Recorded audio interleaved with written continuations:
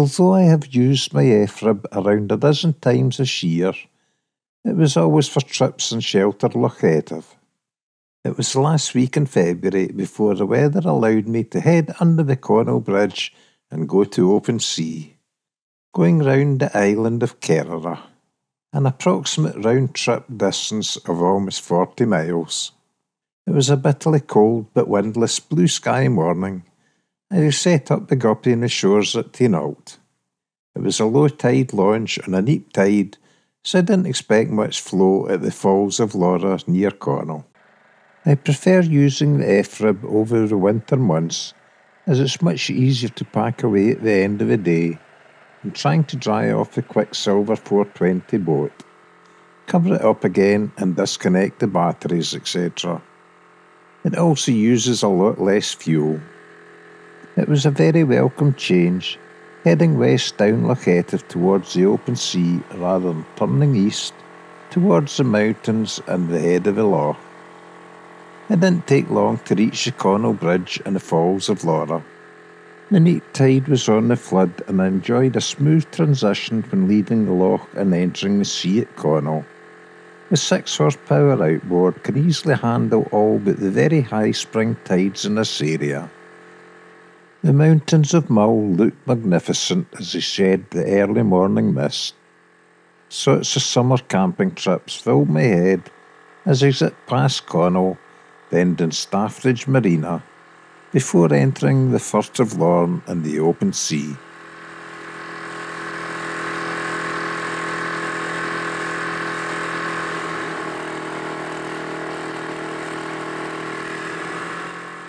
It was such a nice day I almost wished I had a tent with me, until I remembered how cold I got only a few days before when camping with kayakers. An optical illusion made the southern end of Kerrera appear to float in mid-air. It was lovely seeing familiar sea sights again.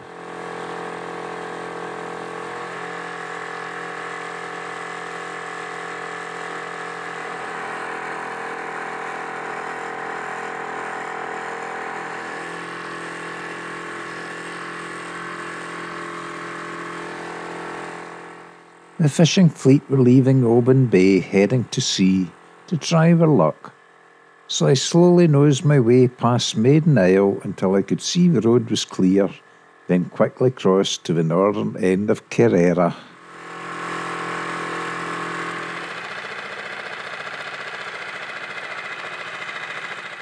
As it was long past my morning break, I pulled over into a lovely little bay near the Hutchison Monument to enjoy a coffee in the peace and quiet of the area. I sat in an old tyre and enjoyed the little heat coming from the sun, even though temperatures were not much above freezing point.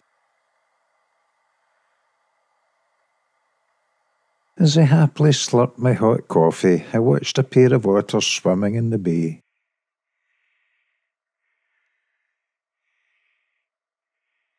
And then it was time to set off again on such a perfect winter's day.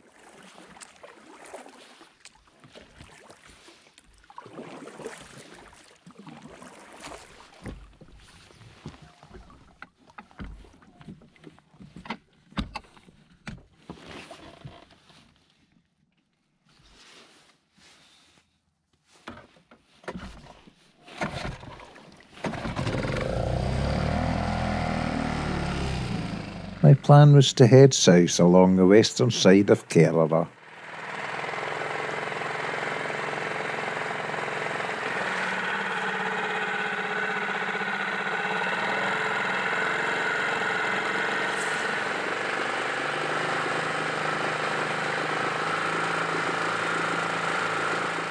I was in no hurry, so kept a gentle tick-over speed while watching some seals bask in the sun. Then an otter scoff his breakfast.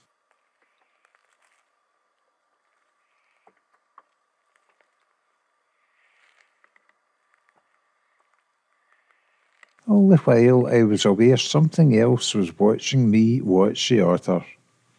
I turned to see a pair of sea eagles sitting in a nearby reef, but unfortunately flew off before I could capture them on camera.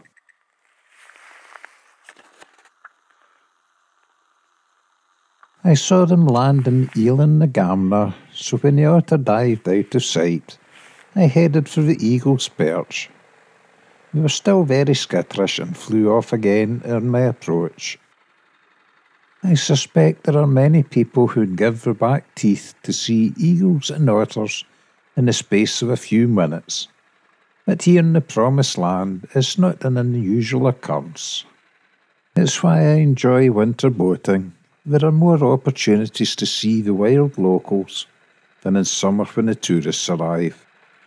Talking about new arrivals, I landed in Island of Kerrera to have a look and listen to some Canadian geese, a sure sign spring is just around the corner.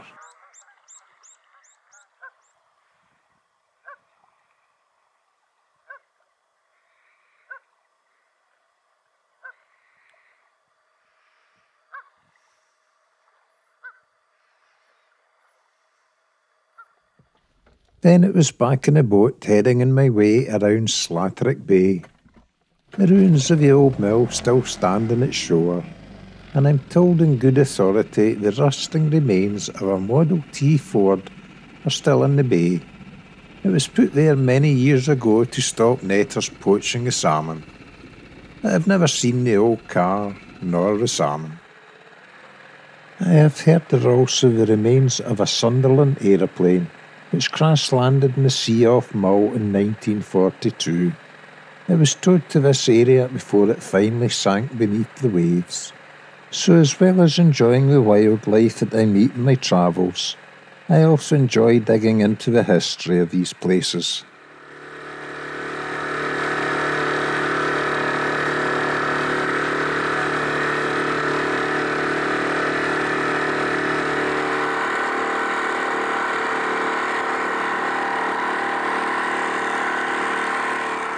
I noticed several of the local shags now displaying their mating head tufts, which is another sign that spring is not so far off. The submarine-like shape of Back Island also indicated I was not far off the southwest tip of Kerrera.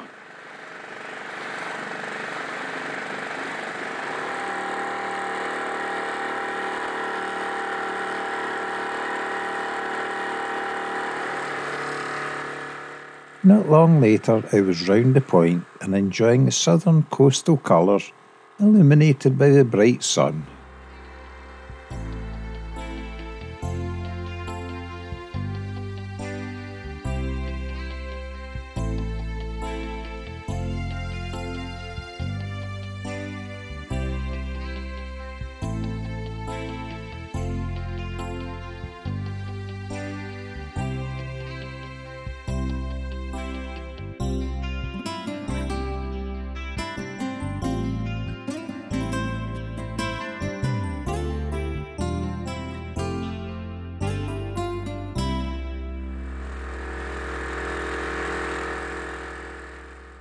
And now I was in Porta Castillo heading for Guyland Castle.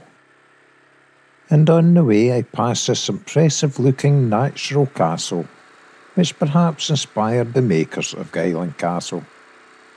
To me it looks like nature built it out of round rocks embedded in solidified lava. But I'm not sure when. It is certainly every bit as impressive as the castle built by Clan MacDougall in 1582. It was, however, only occupied for a relatively short time, as it was captured and burnt by the Covenanters in 1647, and has never been lived in since. When leaving Porta Castillo, I head round the southeastern point and start heading north up the sheltered waters of the Sound of Kerrera.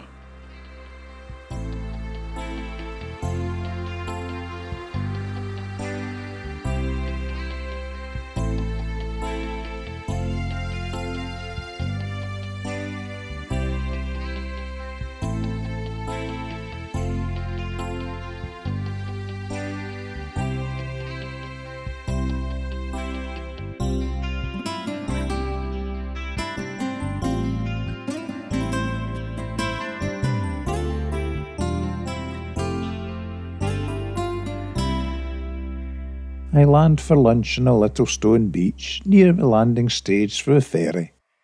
Once refreshed and relieved, I then headed up the sound towards Oban Bay, while patiently waiting the ferry to move out my way and let me get on with my day.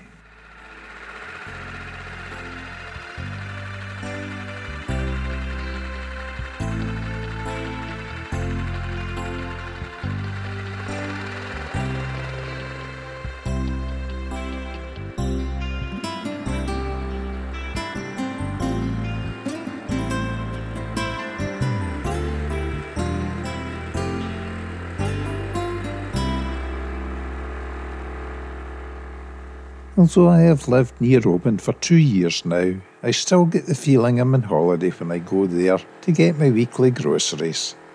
Then again, being retired is one long holiday.